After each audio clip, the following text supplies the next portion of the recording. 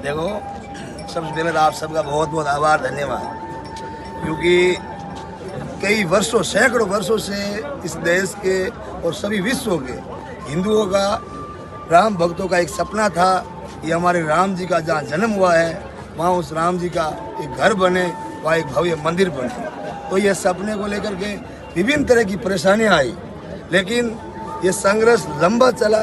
हमारे इस देश के कई नेता, कई राम भगत, कई लोग शहीद भी हुए, हजारों कार सेवक जिन्होंने तपस्या की, तब जाकर के हमें ये अवसर मिला। अब पिछले 22 तारीख को देश के यशस्वी आदरणीय प्रधानमंत्री श्री नरेंद्र मोदी जी ने मंदिर का भव्य लोकार्पण किया और उस टाइम इस देश से, विदेश से हजारों की संख्या में देश भगत, संत, महापुरुष आए।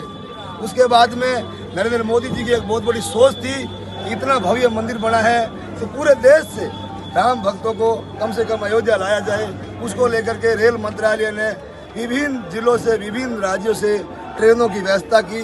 उसको लेकर के हमारी ये राजस्थान से, जैसलमेर से आस्था स्पेशल ट्रेन 17 तारीख को जैसलमेर से रवाना होकर के फड़ौदी आई। उसमें 105 की संख्या में हमारे बाप उपखंड के थे, बाप मंडल के, और 309 राम भगत फड़ौदी रेलवे स्टेशन से हम लोगों ने प्रस्थान किया।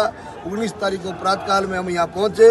19 तारीख को दिन का और आज 20 तारीख, 2 दिन में यहाँ पहुँचते ही यहाँ के हमारे राम भगत, वहाँ राजस्थान के भी यहाँ हमारे मौजूद थे, और यहाँ की जो सरकार, योगी सरकार, यहाँ के जो राम भगत, समय सेवक संघ के कार्यकर्ता, सभी ने बहुत अच्छी एक व्यवस्था की। 2 दिन तक हमारे को एक पल पल सुविधा मिली, और बसें की जो फ्री की सुविधा थी, प्रत्येक तीर्थ स्थलों पे भ्रमण करवाया। सरयू जी हो, चाहे हनुमानगढ़ी जी हो, चाहे राम मंदिर हो, दशरथ महल हो, जितने भी जो यहाँ मुख्य धाम थे वहाँ के फ्री में हमारे जो देश की सरकार ने, रेल मंत्रालय ने, यूपी की सरकार ने जो सुविधा दी, इसके लिए तमाम सरकारों का कोटि कोटि आभार।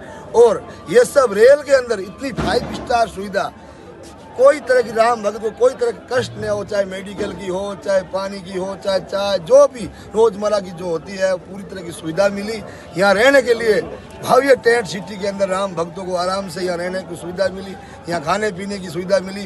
इतना पहली बार देखा है। अनेक धर्मों की यात्राओं में पहली सब्सिडियाँ हमने सुनी थी, लेकिन राम भक्तों को, हिंदुओं के लिए, राम जी के दर्शन करने के लिए जो ये सुविधा मोदी सरकार ने दी है, यह एक हम सब के लिए सौभाग्य की बात है। और हमने 2 दिनों में बहुत सारे तीर्थ स्थलों पर दर्शन किया। इसके लिए मोदी सरकार का, योगी सरकार का कोटि कोटि आभार। नरेंद्र मोदी, लोकसभा चुनाव में क्या माहौल रहेगा? देखो, 2024 कोई बात नहीं। नरेंद्र मोदी जी का जो एक नारा है, अब की बार 400 पार, तो ये 400 पार का आंकड़ा छू ही लेगा ये देश, क्योंकि देश को पता है कि देश को आगे बढ़ाने में केवल मंदिर ही नहीं बढ़ा रही मोदी सरकार। हम जिस भव्य स्टेशन पे खड़े हैं, ये भी अयोध्या धाम के नाम से अभी अभी बढ़ा है। चाहे यहाँ वाल्मीकि अंतर्राष्ट्रीय एयरपोर्ट, देश में एयरपोर्ट भी बन रहे हैं, रेलवे स्टेशन भी बन रहे हैं, रेल लाइनें भी विस्तार हो रही, वंदे भारत ट्रेन जैसी, बुलेट ट्रेन जैसी सुविधाएं भी हमें मिलने जा रही है। रोड जो ढांचा है एक रोड का, वो 6 लेन, 8 लेन, 10 लेन तक हमारी रोडें भी देखने को मिल रही है। हॉस्पिटल है, प्रत्येक तरह का विकास इस देश में देखने को मिल रहा है। इसलिए भारत की जनता अब की बार 400 पार को छू लेगी, इसमें कोई दो राय नहीं। जय हिंद, जय भारत।